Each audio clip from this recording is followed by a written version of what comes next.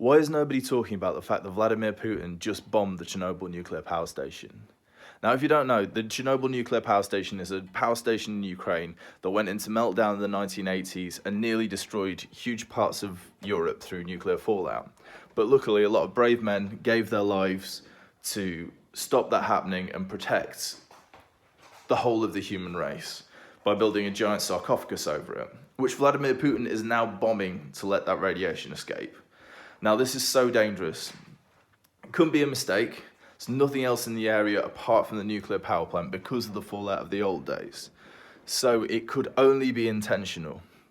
Why is this happening now? It's happening because Donald Trump met with Vladimir Putin and appeased him on every front and gave him huge things of what he wanted. And now Vladimir Putin knows he can get away with anything because Donald Trump is in his pocket.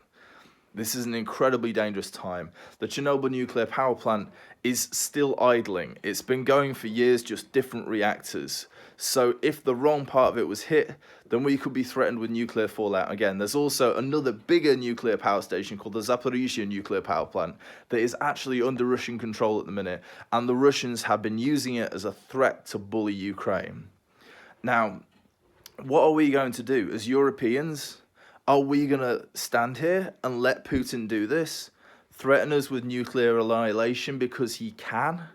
This is insane. We need to arm Ukraine, we need to help the people there, and we need to stand up against Putin and the evil things that he's doing.